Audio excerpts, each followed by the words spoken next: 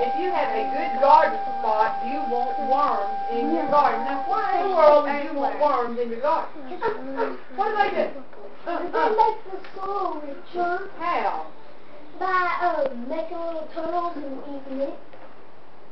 They don't eat the little tunnels exactly. No, but these. So you're just about almost hot, but you're not exactly hot.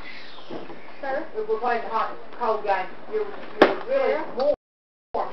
Sarah, you got something to say to that? They make these little tunnels, and they give the plant more cells that they need, like soil. They stir up the soil.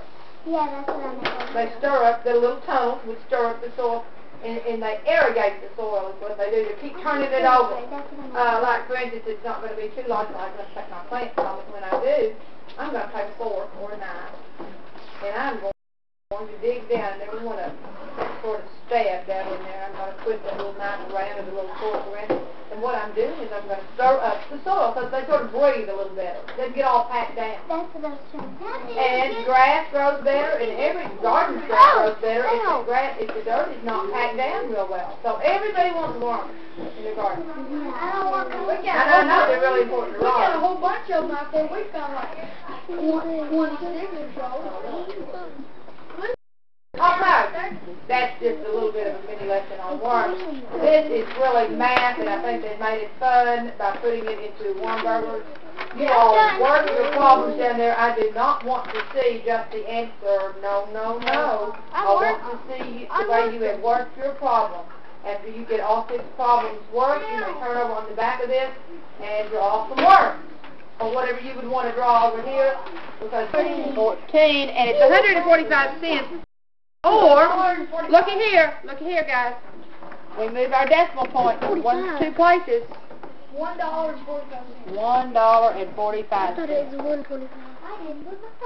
First, I thought it was $1.50, and then I thought it was $1.51, then I thought it was. Let's round this number off. If I pulled $1 out of my billfold, is this going to be enough? No, $1.50. If I pull $1.50 out, so this is closer to $1.50 than it would be to $1. Is that right? Yeah, but it would still be like 2.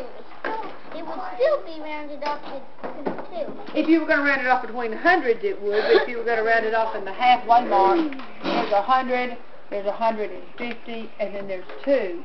Which one, if you were going to round it off, would you round it off to there? 150. 150 or $1.50. You could round it off there. Except you got to remember taxes. So Which one would you rather have? $1.45 or $1.50? I'd rather $1.50. Because you couldn't keep up with 145. Oh no, I don't like pennies. Alrighty, here we go. Are y'all ready? Who wants to read the next one for me, Nicole? Your teacher is hungry. She buys a worm burger for 50 cents. Okay, I'm going to put that down, because I just heard the number 50 cents. I don't know if I'm going to add or subtract this. Go ahead. And a super worm burger for 70 cents. I'm going to put that on top, because now I might subtract. Go ahead. How much does she spend? How much does she spend tells me what. 0 and 0 is? 0. 7 plus 5 is? 12. So it's 120 cents, or? $1.40. Take out 2 over and put your decimal.